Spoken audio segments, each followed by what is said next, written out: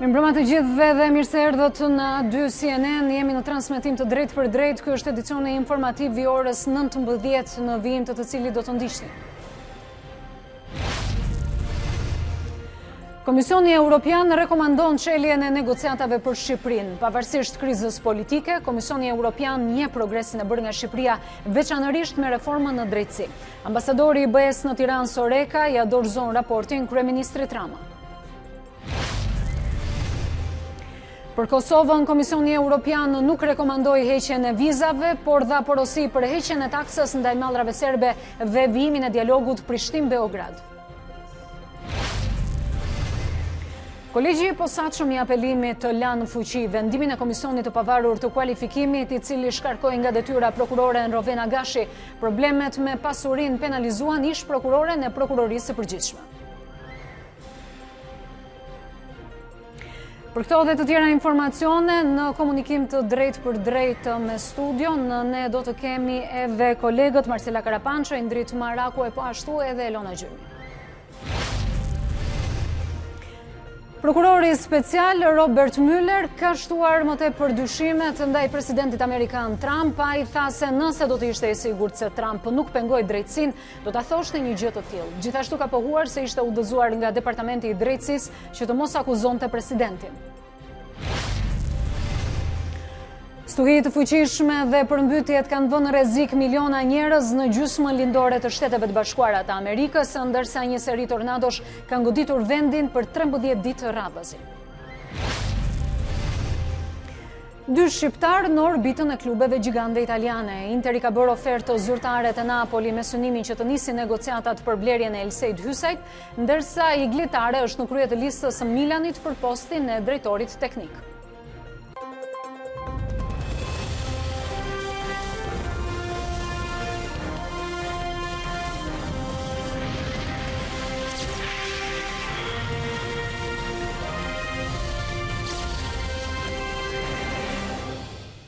Mirëmbrëma dhe njëherë, Komisioni Evropian ka rekomanduar pa kushte për të dytin vit radhazi çeljen e negociatave të antarësimit për Shqipërinë dhe për Maqedoninë e Veriut. Raporti e njeh progresin e arritur me reformat dhe sidomos atë në drejtësi. A2 CNN ka ndjekur nga afër konferencën për shtyp të shefes së politikës së jashtme mbi progres raportin. Kolegja Marcela Karapanço e pyeti zonjën Mogherini nëse kriza politike në Shqipëri ka efekt negativ në këtë proces. Eurokomisioneri për zgjerimin Johannes Hahn nuk surprizoi para Komisionit të Jashtëm të Parlamentit Evropian, ku kërkoi hapjen pa kushte të negociatave për Shqipërinë dhe Maqedoninë e Veriut. Shqipëria po ndjek reformat, në veçanti një transformim madhor të sistemit të saj të drejtësisë, përfshi një rivlerësim të paprecedent të gjyqtarëve dhe prokurorëve. Shqipëria dhe Maqedonia e Veriut kanë prodhuar rezultate për sa i përket reformave, sidomos në ato fusha të përcaktuara unanimisht nga Këshilli në qershor të 2018-s. Mbi këto baza, Komisioni rekomandon që Këshilli të çelë negociatat e antarësimit, tanimet të dyja vendet, Shqipërinë dhe Maqedoninë e Veriut. Në konferencën për shtyp që pasoi publikimin e progres raportit për vitin 2019, shefja e politikës së jashtme të Unionit ndoqi të njëjtën linjë, duke mos e ndarë fatin e dy shteteve ballkanike. Në Shqipëri më lejoni të nënvizoj implementimin e reformës së thellë dhe ambicioze të drejtësisë. Rivlerësimi i gjyqtarëve dhe prokurorëve ka prodhuar rezultate të prekshme. Në bazë të rregullave tona strikte, rekomandojmë për të dytën herë hapjen e negociatave me Shqipërinë dhe Maqedoninë e Veriut. Tani i takon Bashkimit Evropian që të bëjë pjesën e vet. Han vlerësoi dhe luftën ndaj krimit të organizuar. Rindërtimi institucional i gjyqësorit ka vazhduar bashkë me përpjekjet për të luftuar korrupsionin dhe krimin organizuar. Bashkëpunimi ndërkombëtar ka çuar në disa operacione të suksesshme në shkallë të gjerë kundër krimit organizuar dhe rrjeteve kriminale. Sigurisht më shumë mbetet për t'u bërë, por mendoj se duhet të vlerësojmë çfarë është arritur deri tani. A2 CNN pyeti kryediplomatin e Unionit nëse kriza politike në Shqipëri mund të ndikojë negativisht, duke e shtyrë vendimin për Shqipërinë në shtator. Rekomandimi i Komisionit është i qartë që Shqipëria është gati sa për krizën politike, cili vend nuk ka kaluar një krizë politike. Në Shqipëri sa herë që vim ka një situatë politike apo protest, siç ndodh edhe në vende të tjera. Gjykimi ynë nuk është asnjëherë politik, është teknik. Ne mendojmë se Shqipëria ka bërë pjesën e saj dhe rekomandimi për hapjen e negociatave është i qartë. Gazetarët vunë re se gjuha e përdorur për Maqedoninë e Veriut ishte një rekomandim direkt dhe i pastër, ndërsa për Shqipërinë ngriheshin disa çështje. A është ky një sinjal se rruga mes dy vendeve mund të ndahej? Gjuha e përdorur është ndryshme, pasi edhe vendet janë të ndryshme, situatat janë të ndryshme, por rekomandimi është për t'i hapur negociatat me të dyja vendet, siç ishte edhe vitin e kaluar. Ka disa shënime shtesë, por jo kushte të tjera dhe rekomandimi është i qartë si kristali për të hapur negociatat. Drejt për drejt nga Brukseli në një komunikim me studion kemi kolegen Marcela Karapanço. Marcela, ti ke ndjekur nga afër bisedimet sot në Komisionin Evropian dhe konferencën e përbashkët të zotit Han me zonjën Mogherini. Si u komentua pritshmëria për vendimin e Këshillit Evropian pavarësisht rekomandimit të Komisionit? Shqipëria i ka bërë detyrat e shtëpisë, ndaj do të duhet që vetë Komisioni të jepte këtë rekomandim pozitiv për të dytin vit të radhazi. Por ajo çfarë u diskutuar në lidhje edhe me këto disa javë që ngelen deri në momentin kur Këshilli Evropian do të jap vendimin final, mbeten në fakt në derën dhe në dorën e Këshillit që të vendosë se cili do të jetë vendimi nëse do ta ketë në agjendë ose jo. Kujtojmë që ka disa vende skeptike si Franca apo Holanda që duke marrë të gjithë frymën e asaj se çfarë ka ndodhur me zgjedhjet europiane, me skepticizmin për zgjerimin e Bashkimit Evropian, duket se do të kenë edhe këto ndikimet e veta në vendimin e Këshillit të Europës. Por kjo mbetet për të parë në mbledhjen e mesqershorit, ajo çfarë në fakt u pa sot edhe mes eurodeputetëve që prej momentit që zoti Han prezantoi edhe raportin e progresit për Shqipërinë dhe vendet e tjera të Ballkanit Perëndimor, lidhet me faktin se vetë eurodeputetët kërkojnë që vetë Bashkimi Evropian të mbajë përgjegjësi dhe të mbajë premtimin e bërë për vendet e Ballkanit Perëndimor, duke mos dyshuar në kredibilitetin e asaj çfarë thonë zyrtarët e lartë të këtij unioni, se nëse kryen këto detyra shtëpie, atëherë do të keni mundësi të çeljes në negociatave. Ndërkohë, Marcela, ti sot realizove dhe një intervistë me ish negociatorin e krizës politike me zotin David McAllister. Si e ka komentuar ai krizën e radhës në Shqipëri? Nga 2017 më kujtohet vjoll që zoti McAllister ka ikur duke lënë një paketë të mirë formuluar, një paketë e cila pavarësisht disa ndërhyrjeve të vogla duke bërë Mac Plus, paketën që la pas zyrtari gjerman, pati një dakordsi me zotit Rama dhe zotit Basha për të zgjidhur krizën politike. Çadra u mbyll dhe zoti Basha dhe opozita u futën në zgjedhje për të pasur mundësinë e garimit, por 2 vjet më pas unë kam pyetur zotin McAllister se si ndihet dhe kur sheh që kjo zgjidhje pas ka qenë vetëm e përkohshme, vetëm për ato zgjedhje parlamentare dhe duket që në këto zgjedhje të ardhshme lokale të 30 qershorit ka ende ngërç kriza politike në Shqipëri. Ata të cilët vetë ofrohen në fakt janë sërish palët gjermane, duket se Gjermania është më interesuara edhe për dialog në mes krizës politike në Shqipëri. Megjithatë do ndjekim fjalën që zoti McAllister ka dhënë për mikrofonin e dy CNN këtu në Bruksel. Hello. To CNN from Albania. Zoti McAllister, 2 vjet më parë ju erdhët në Tiranë me një paketë zgjidhjeje për krizën politike. 2 vjet më pas, ata kanë të njëjtin problem. Opozita është jashtë parlamentit, ka djegur mandatet dhe zhvillon protesta. Cili është apeli juaj në këtë rast? I won't comment domestic Albanian politics. Nuk kam asnjë koment për politikën e brendshme në Shqipëri. Ajo çfarë dua të them është se vendi duhet të vijojë të ecë përpara në rrugën e integrimit evropian, dhe kjo është përgjegjësia e qeverisë dhe e opozitës. Mendoj se është normale në demokraci që të ketë qëndrime të ndryshme për disa çështje, por është e shëndetshme që të kihet konsensus se integrimi evropian është një gjë e mirë për vendin tuaj. Prandaj nuk kam asnjë koment për mënyrën se si politika shqiptare po tregon. A duhet që qeveria të shtyjë zgjedhjet e 30 qershorit njësoj siç ka kërkuar opozita? I don't know. I'm neither the Albanian government nor the Albanian. Unë nuk e di. Nuk jam maggjoranca e as opozita. Zgjedhjet duhet të ndodhin në një mënyrë paqësore. Cili është mendimi juaj për protestat e opozitës? A ka pasur dhunë në to? Hedhja e flakadanëve drejt institucioneve. Cili është qëndrimi juaj? Protest in a democracy. Protesta në demokraci është diçka normale dhe sigurisht qeveria dhe opozita kanë këndvështrime të ndryshme. Ne kemi lirinë e fjalës dhe të shprehjes të kuvendimit. në botën demokratike. Kjo është shumë e mirë. E rëndësishme është që në demokraci të gjitha protestat të bëhen në mënyrë paqësore. Në një vend demokratik, a do të njiheshin zgjedhjet pa opozitën? I think it's best at elections when all. Unë mendoj që zgjedhjet janë të mira kur të gjitha partitë politike janë të përfshira dhe marrin pjesë në zgjedhje, por gjithsesi ka shumë gjëra në politikën e brendshme shqiptare që nuk do doja t'i komentoja me detaje. 2 vjet nga koha kur ju erdhët në Tiranë, cili është impresioni juaj për gjithçka që po ndodh tani me politikën shqiptare? Shqipëria, vendi mrekullueshëm, njerëz shumë të bukur. Marcela, po për raportuesin për Shqipërinë në Parlamentin Evropian për zotin Kukan, si shihet kjo situatë politike në Shqipëri? Edhe zoti Kukan ndan të njëjtën mendim se palët duhet të ulen në dialog, duhet që të ketë zgjedhje në datën e mbajtur, atëherë kur është përcaktuar, ka thënë eurokomisioneri, por sigurisht ka folur për krizën politike, sipas tij. Ka në Shqipëri në këto momente edhe prej javësh, tashme prej muajsh, prej momentit që opozita ka djegur mandatet, i ka dorëzuar ato, një situatë të nderë, të brisht dhe jo shumë pozitive, që sigurisht zoti Kukan nuk e përjashton që mund të ndikojë në vendimin e qershorit të Këshillit të Europës. Për më tepër do të ndjekim një tjetër intervistë marrë nga zoti Kukan këtë herë. Pak minuta para publikimit të raportit të progresit për Shqipërinë, në një intervistë për A2 CNN, eurodeputeti Eduard Kukan dhe njëherë raportues për Shqipërinë, ta se shpresonte për një datë për hapjen e negociatave, por theksoi se kriza politike po dëmton procesin.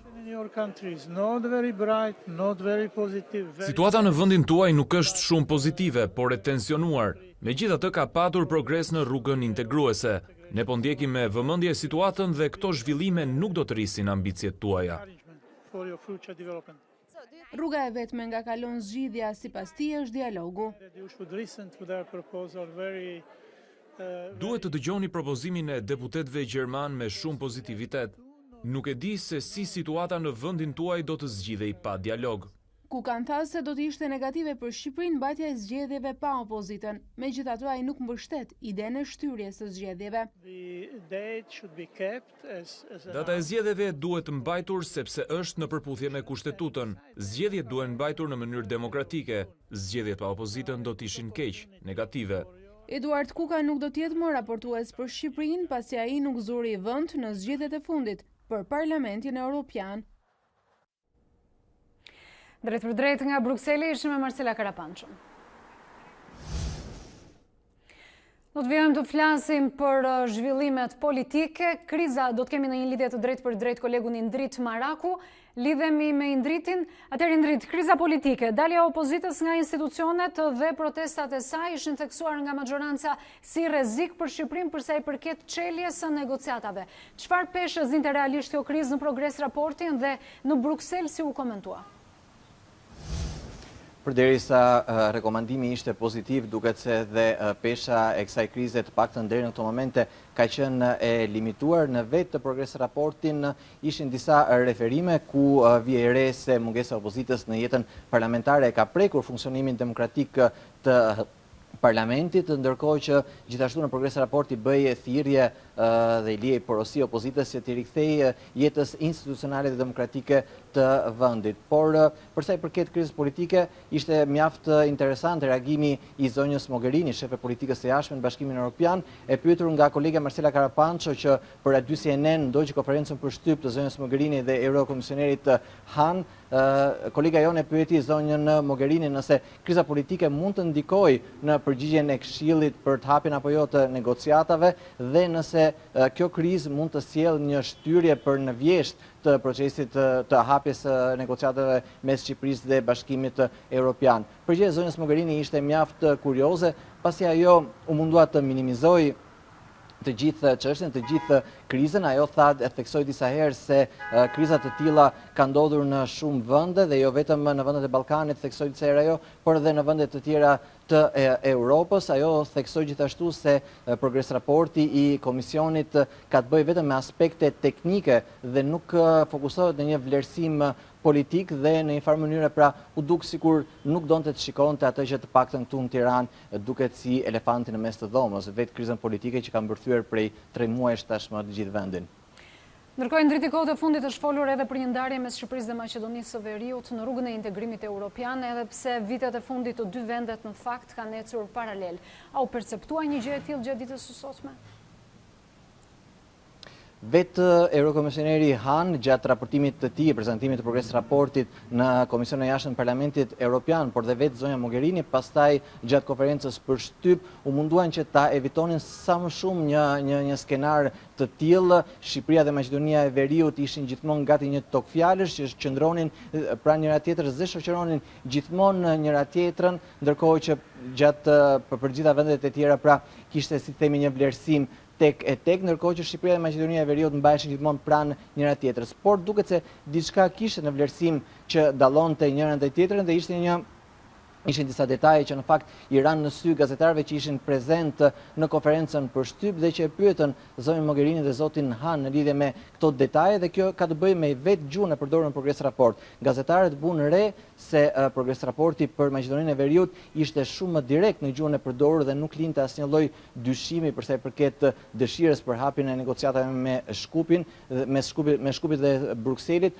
por për sa i përket Shqipërisë, gazetarët bunë re se kishte disa çështje që nuk dihet nëse mund të quheshin kushte apo jo, ja lan këtë zonjës Mogherini dhe zotit Han ta vlerësonin, por zonja Mogherini theksoi se për sa i përket vlerësimit të saj si shefe politikës së jashtme të Unionit, por dhe vetë Komisionit në hartimin e progres raportit, Shqipëria është gati, njësoj si Maqedonia e Veriut, mbetet për të parë, tha zonja Mogherini, nëse vendet anëtare të Unionit do të jenë gati për t'i dhënë Shqipërisë dhe Maqedonisë së Veriut atë që meritojnë dhe atë që kanë arritur përmes reformave, dhe këtu ishte mjaft kurioze dhe ndërhyrja e vetë zotit Han. Ai për të qartësuar tha se nuk bëhej fjalë për kushte shtesë, por për disa shënime, disa vërejtje shtesë. Paktën kjo ishte fjala që përdori ai. Çfarë vërejtjesh konkretisht?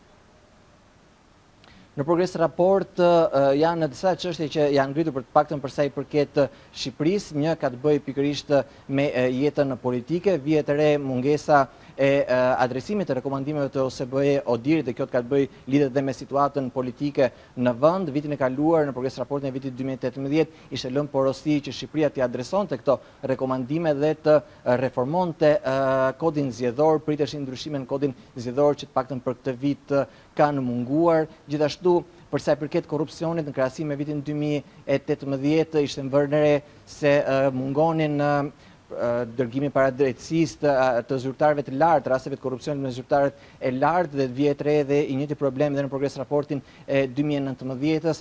Azilantët gjithashtu ishte një shqetësim në 2018-ën dhe nga progres raporti flitet për një shtim të numrit në krahasim me vitin e kaluar. Gjithsesi, pikërisht për këto dallime mes raportit të 2018-s dhe 2019-s është kolegja Klementina Cekollari që ka përgatitur një kronikë, ndjekim. Raporti i Komisionit Evropian vlerëson se Shqipëria ka bërë progres në agjendën e reformave integruese, por thekson se polarizimi i fortë vazhdoi në sferën politike. Veprimtaritë parlamentare u prekën nga një bojkot i zgjatur nga partitë e opozitës, të cilat u qëndore dhe nga mandatet e tyre parlamentare në shkurt 2019. Partitë e opozitës duhet të angazhohen në mënyrë konstruktive në institucionet demokratike. Reforma në drejtësi ka rezultuar të ketë bërë një progres të mirë në përgjithësi.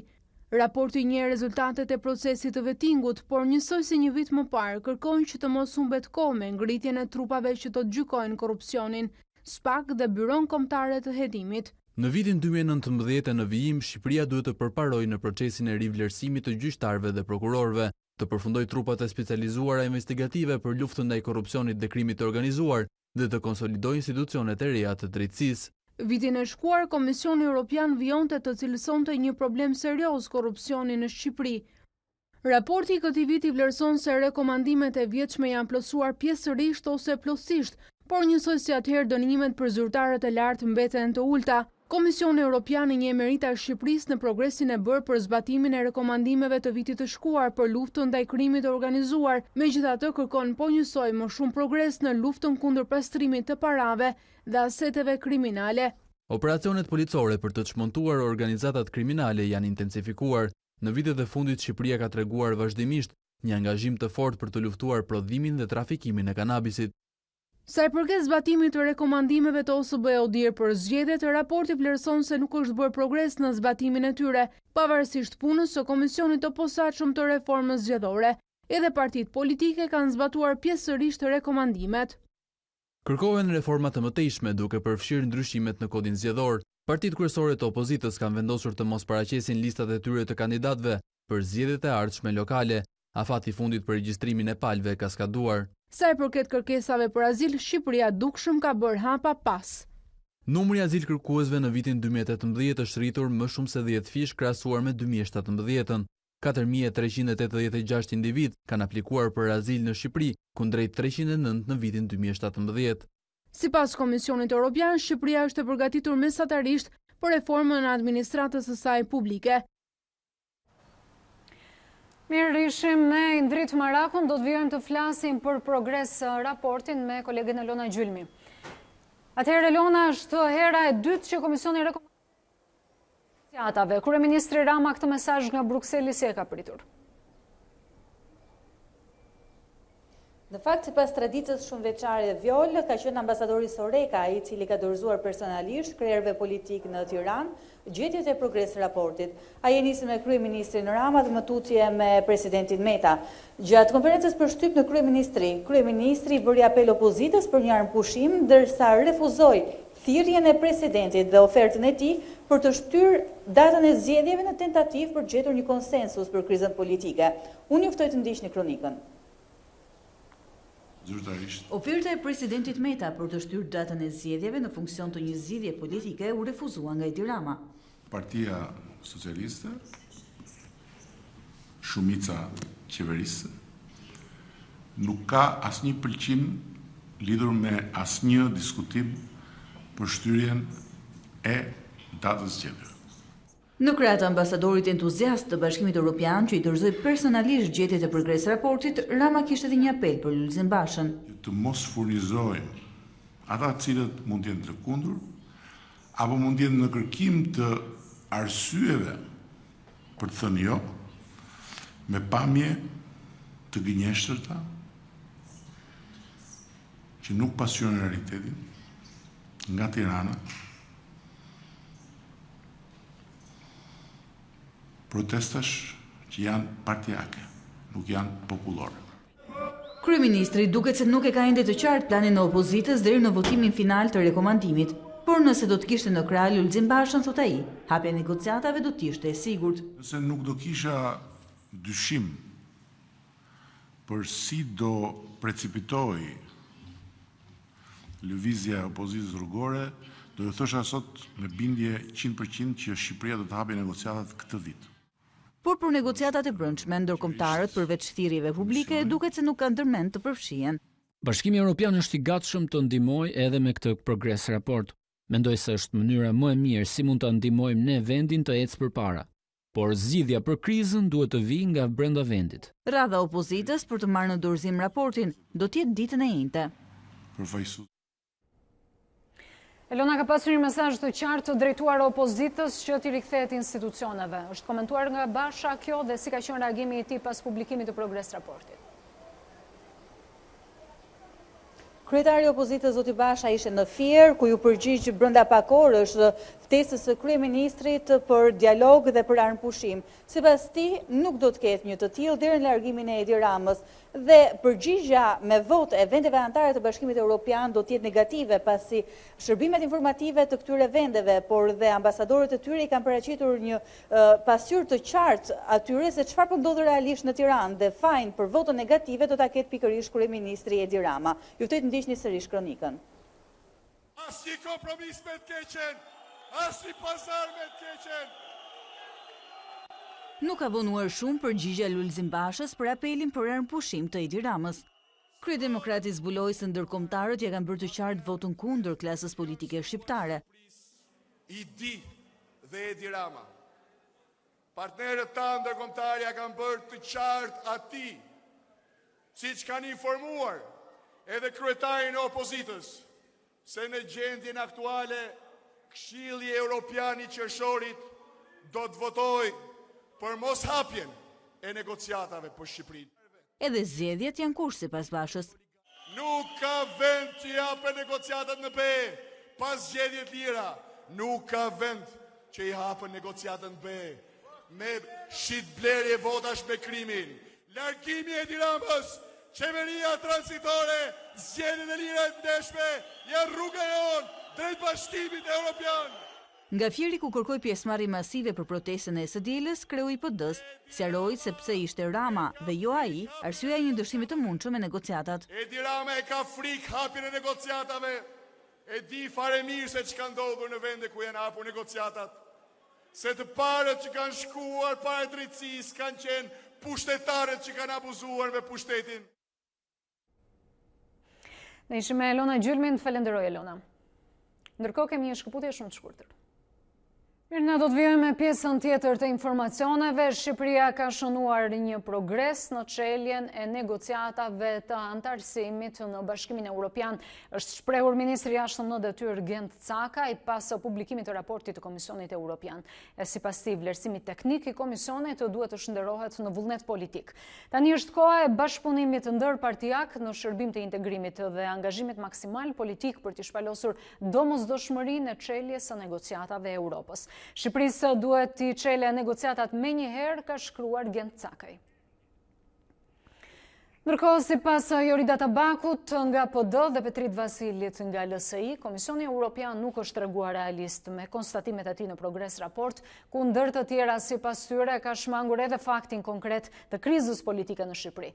Reagimin e kryeministrit, përfaqësuesit e opozitës e presin me ironi teksa kujtojnë shprehjen e Ramës një vit më parë se negociatat me Bashkimin Evropian u çelën. E një vit më pas kemi sërish një rekomandim dhe ende jo një vendim. Tisha si ai nuk do kisha folur fare, sepse vitin e kaluar erdhi në parlament dhe tha, janë hapur negociatat dhe hajde të gëzojmë të gjithë bashkë, tha, dhe unë jam e mendimit ashtu siç ka qenë dhe Partia Demokratike që në krye të herës që Shqipëria e meriton hapjen e negociatave.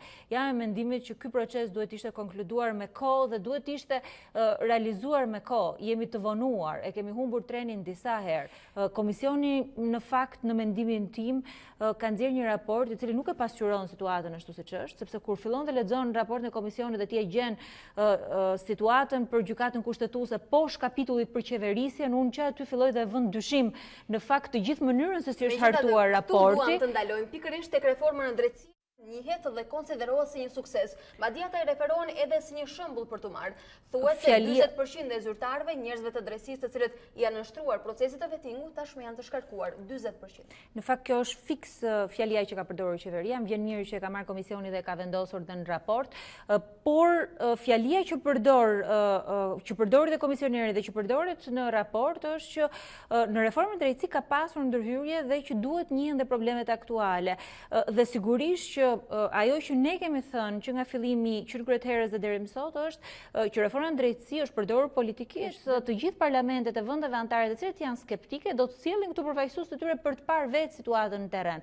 Dhe mua më vjen shumë keq sepse kështu humbet edhe kredibiliteti i një institucioni, më vjen shumë keq që nuk përdoret për bazë ai raport, sepse po të ishte situata se raporti i cili u prezantua ditën e sotme nuk është një refleksion real i situatës në vend. Nuk është një refleksion real duke filluar që nga fakti kur nuk njeh protestat e opozitës. Ndërkohë që unë dëgjova deputet që flasin dhe i njohin protestat e opozitës dhe zoti Kukan vetë që është me eksperiencë në këtë fushë, thotë që duhet shohim shkaqet sepse kanë ardhur këto protesta. Zgjidhja ideale është hapja e rrugës një qeverie tranzicioni. Është mirë që neve të reagojmë sa nuk është vonë. Partia Demokratike nuk kërkon pushtet në tavolinë, nuk kërkon marrëveshje për të ndarë pushtetin, nuk kërkon asgjë më shumë se sa të japi mundësinë kandidatëve të ndershëm me eksperiencë të konkurrojnë mbi baza të njëjta, të mos dominoj paraja e krimit, mos dominoj paraja e drogës, dhe unë besoj që janë kërkesat drejta. Korrupsioni dhe krimi organizuar mbeten kryefjalë e çështjes.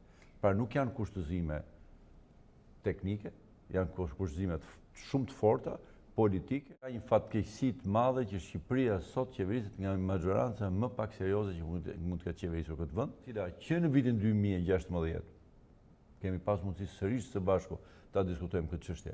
Kemi marrë raporte progresit një pas njëshme, njëri më me emfazë se sa tjetri, dhe nuk hapim negociatat, çfarë do të Not pozitive, por edhe kritika dhe rekomandime, ky është qëndrimi i progres raportit të Komisionit Evropian për ekonominë shqiptare. Në dokumentin publikuar evidentohet në përgjithësi një suri pozitive ekonomisë, por nuk mbahet i njëjti qëndrim për projektet e partneritetit publik-privat. Sipas raportit të Komisionit Evropian, praktikat e ndjekura deri më tani me PPP-t përbëjnë rrezik fiskal për më tepër, kur pjesa më e madhe e kontratave janë përzgjedhur në bazën e ofertave të pakërkuara, çka redukton edhe konkurencën në prokurime. Raporti rekomandon uljen e borxhit si dhe luftën ndaj informalitetit. Ndërkohë, për Kosovën, Komisioni Evropian nuk ka rekomanduar heqjen e regjimit të vizave, por dha vetëm një porosi për heqjen e taksës ndaj mallrave serbe dhe vijimin e dialogut mes dy vendeve. Nuk ka rekomandim për heqjen e vizave për Kosovën nga Komisioni Evropian, por vetëm porosi për heqjen e taksës prej 100% ndaj mallrave serbe dhe të Bosnjë-Hercegovinës. Teksa prezantoi progres raportin për vendet e Ballkanit Perëndimor para Parlamentit Evropian. Komisioneri i zgjerimit Johannes Hahn kërkoi vazhdimin e dialogut mes Kosovës dhe Serbisë. Kosova dhe Serbia duhet të vazhdojnë dialogun. Kosova duhet të heqë tarifat për Serbinë dhe Bosnjën. Kosova duhet të përmbahet marrëveshjes së stabilizim asociimit.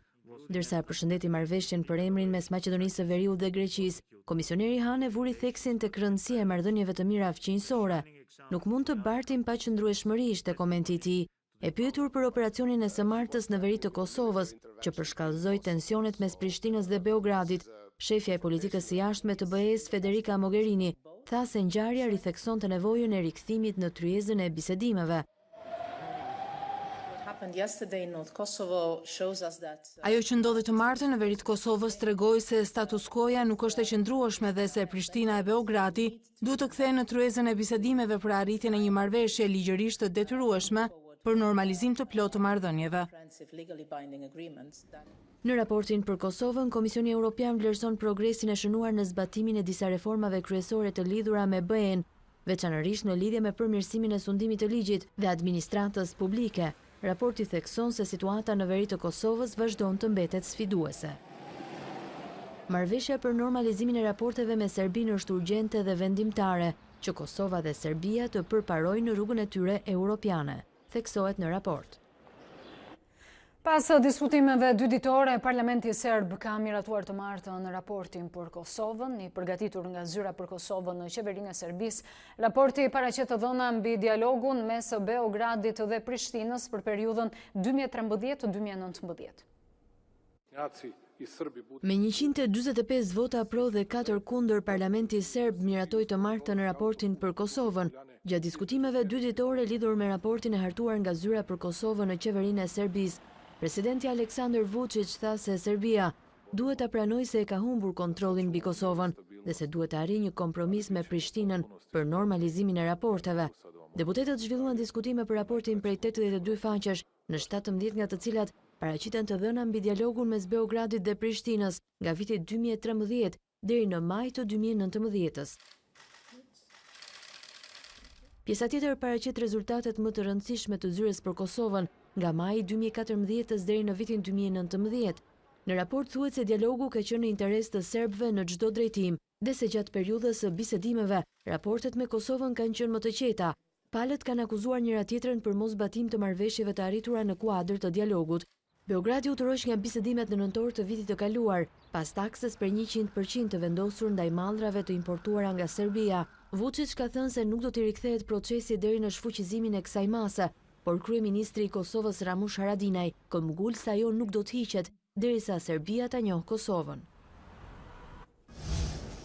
Vjojme të tjera informacione, një ditë pas lajmit se 6 deputetë të Partisë Demokratike janë marrë të pandehur për ngjarjen e 16 shkurtit, ish-ministri i Brendshëm Flamur Noka jep një version tjetër të ngjarjes. Ish-deputeti demokrat ka pranuar se ata kanë hyrë forcërisht në zyrat e policisë, por aty kanë gjetur të dehur kupolën e policisë së shtetit. Një ditë më parë, Prokuroria e Tiranës njoftoi marrjen në cilësinë të pandehurit të 5 deputetëve demokrat, ish deputet sot, të cilët dyshohet se kanë sulmuar punonjës të policisë brenda ambienteve të drejtorisë së qarkut Tiranë. Në fakt, sot jemi njoftuar nga Partia Demokratike se ka një tjetër video, pikërisht kjo që shikoni, ku pretendohet nga ana e ish-deputetëve se ka qenë policia ajo që ka sulmuar më parë deputetët në cilësinë e personave që kanë të drejtën kushtetuese për t'u informuar. Ju pretendoni që është kapur dikush prej jush nga ana e policisë? Në fakt, në atë video, ajo është një segment i videos, sepse po ta shikoni në atë video është punonjësi me uniformë, i cili ka përfyti deputetin Strazimiri. Dhe unë rekthehem dhe vetëm se e largoj, sepse e kapta përfyti dhe dëgjova që Gen Strazimiri më thirri, sepse këshim ka përfyti. Si ish ministri i Brendshëm, ka ndodhur ndonjëherë që një politikan, një deputet të prekë uniformën dhe cili ka qenë reagimi juaj? Për ironit të fatit, kjo është gjitha një akuzë politike, sepse aty u dhunuan deputetët dhe nuk u dhunua punonjësi i policisë. Kërkuam të hymë dhe t'i kontaktojmë pasi kishim informacione që po shkruajnë në alkool. Hymë dhe aty të dehur, ata reaguan si të ishim ne bandit dhe si të ishin dy banda dhe jo si të ishin në njërën palë deputetët që kërkonin llogari dhe në anën tjetër që duhet ishin zyrtarët e shtetit që do të jepnin llogari deputetëve, por reaguan si të kishim hyrë në folën e bandës. Ne kërkuam takim 2 orë, nuk na dhanë informacion, kam mesazhet me të cilët kam komunikuar për të na pritur dhe nuk na kanë dhënë asnjë informacion. Morëm vesh që ishim duke pirë dhe shkuam hym në zyrën e tyre. Lajmin se janë marrë të pandehur për ngjarjen e 16 shkurtit e kanë mësuar nga media. Ish ministri i drejtësisë Nkeleta Elibea i pretendon se pas 3 muaj shetime nuk janë thirrur për të dhënë shpjegime. Juve thatë që nesër është afati i fundit të mbylljes së hetimeve. Ne mendoni që në përfundim të mbylljes së afatit të hetimeve, ata të cilët procedohen minimalisht do duhet ftuar që t'japin ca shpjegime. Afati që po skadon nuk është ai pas nesër i hetimeve. Është ai i datës 2 qershor. Ky është afati. Kolegji i posaçëm i apelimit i dha formë të prerë vendimit të shkallës së parë të vettingut për shkarkimin nga detyrat e Rovena Gashit. Sipas KPA-s, ish prokurorja e prokurorisë së përgjithshme nuk justifikon pasuritë e saj me burime të ligjshme. Prokurorja e prokurorisë së përgjithshme Rovena Gashi e shkarkuar nga shkalla e parë e vettingut, mori një karton të kuq edhe në apel. Kolegji i posaçëm i apelimit la të pandryshuar vendimin e korrikut 2018 që e përjashtoi Gashin nga sistemi i drejtësisë. Subjekti i rivlerësimit ka në pronësi pasuri më të mëdha nga sa mund të justifikojë ligjërisht. Kolegji 5 antarësh i KPA-s çmoi se Gashi nuk justifikon një apartament në Durrës e një në Tiranë dhe se gjatë 5 viteve ka shpenzuar 7.8 milion lek më shumë se sa ka fituar në burime të ligjshme. Subjekti i rivlerësimit nuk ka shpjeguar bindshëm burimin e ligjshëm të pasurive dhe të ardhurave. Verdikti i formës së prerë që i dha fund karrierës së Gashit në drejtësi u shpall në mungesë të saj. Në përballje me vettingun në komisionin e pavarur të kualifikimit, Gashi nuk mori pjesë duke pretenduar procesin të paragjykuar, ndërsa në apel këmbguli disa herë, por pa sukses të ndihmojë ligjërisht nga motra e saj gjyqtare.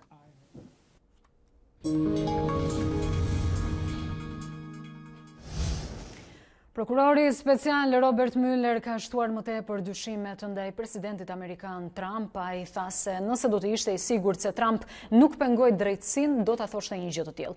Gjithashtu ai ka pohuar se ishte udhëzuar nga Departamenti i Drejtësisë që të mos akuzonte presidentin.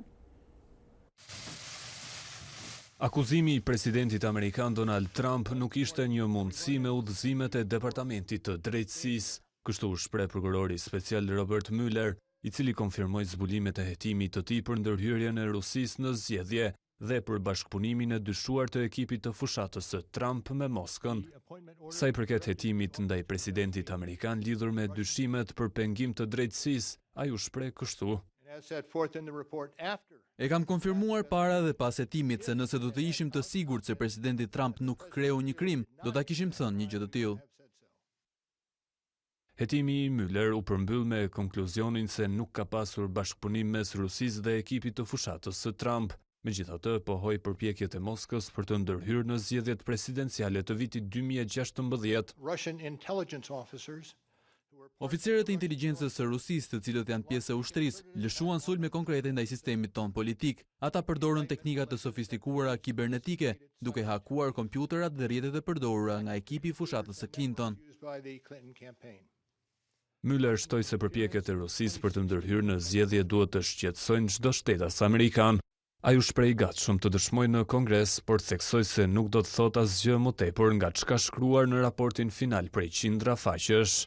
Hetimi Müller çoi në akuzimin e 35 personave, përfshirë disa individ që ishin pjesë e fushatës dhe administratës Trump. 39 milion njerëz rrezikohen nga kushtet ekstreme të motit në Shtetet e Bashkuara. Stuhi të fuqishme për mbytje dhe tornado kanë shkaktuar viktima, dëme e kaos në shtete si Texas, Ohio dhe Arkansas. Stuhi të fuqishme dhe përmbytje e vdekje prurse kanë vënë në rrezik miliona njerëz në gjysmën lindore të Shteteve të Bashkuara, ndërsa një seri tornadosh goditën vendin për 13 ditë radhazi. Që prej së hënës ekspertët kanë numëruar 76 të tillë. Një person beti vrarë në Arkansas mbrëmjen e së martës, pasi makina me të cilën udhëtonte u përmbyt. Tornadot rrëzuan pemë dhe linjat e energjisë elektrike, dëmtuan shtëpi dhe plagosën 10 persona. Në perëndim të Ohio's, ku regjistruan 3 tornado mbrëmjen e së hënës, një person humbi jetën dhe 7 të tjerë u plagosën. Një tjetër tornado goditi Linwood të Arkansasit mbrëmjen e së martës, por pa shkaktuar viktima. Mbi 39 milion njerëz kërcënohen nga kushtet ekstreme të motit nga verilindja e Teksasit, lugina e Ohio's deri në verilindje të Shteteve të Bashkuara. Qendra e parashikimit të stuhive në Norman, Oklahoma, paralajmëroi për stuhi të forta me shtrëngata në pjesë të Iowas jugore, në verilindje të Kansasit dhe veri perëndim të Missourit gjatë së mërkurës. Ekspertët thonë se disa zona do të përjetojnë përmbytje historike. Uji në lumin e Arkansasit pritet të arrijë një nivel të paprecedent prej gati 12 metrash.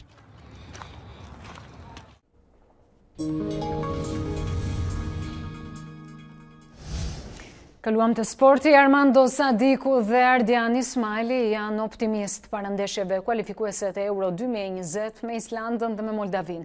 Sulmuesi ka zbuluar skemën e trajnerit reja ku kombëtarja do të luajë me 3 mbrojtës, ndërsa mbrojtësi nuk e vendos asnjëherë në dyshim vendimin për të përfaqësuar ngjyrat kuqezi. Ministri ka punu dje në stërvitje skemën që do ta praktikoj në ndeshjen me Islandën, 3-5-2. Ka qenë një stërvitje intensive, duket që i pëlqen të rinë fush edhe t'japi këshilla, domethënë çdo lojtar për çdo rol, edhe i pëlqen edhe të marrë opinionet tona. Kjo gjë është pozitive për ne. Do më pëlqente shumë që këto 2 ndeshje ka shumë të rëndësishme sa janë të jem deciziv siç kam qenë edhe më përpara. Nuk e di pse bën këtë pyetje. Unë kam mujt me lutë edhe për Kosovën, po kam dorë me lutë për Shqipërinë, kjo është shumë e thjeshtë. Edhe unë jam shumë i lutur që jam këtu, s'ka asnjë pendim, unë Kosovës atje kam gjithë shok, i dëshiroj shumë sukses, inshallah ata kualifikohen. Po edhe ne inshallah besoj që Shqipëria si ka qenë më herët do rikthehet shumë shpejt.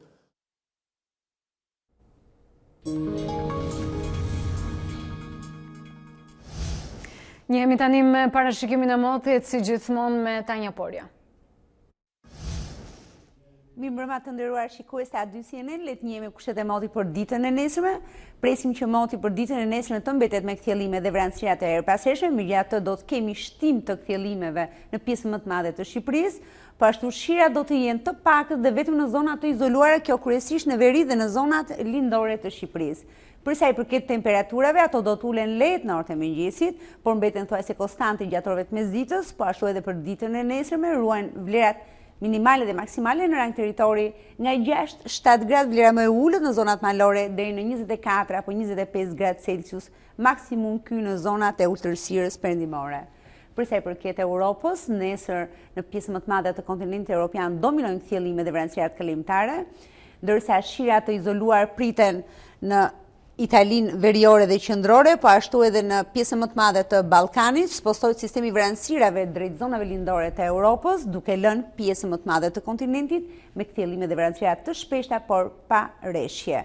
Për sa i përket orëve të pasdites së nesërme, në Europë presim një sistem e vranësia të afrohet brigjeve perëndimore të kontinentit, duke gjeneruar shira jo vetëm sonde gjatë natës, por për 2-3 ditët vijuese. Temperatura do të rriten lehtë në gjysmën veriore të Europës, pikërisht aty ku kemi patur për 3-4 ditësh temperatura relativisht të ulta, por mbeten thuajse konstante. Vlera termike në zonat jugore të Europës ruhet sërish maksimumi nga 33 në jug të Gadishtit Iberik deri në 35 apo 36 gradë Celsius, ekstremi lindor dhe jug lindor i kontinentit. Ky është informacioni në lidhje me kushtet e motit për ditën e nesërme në Shqipëri, Ballkan, por edhe në kontinentin evropian. Bashkë mirupafshje.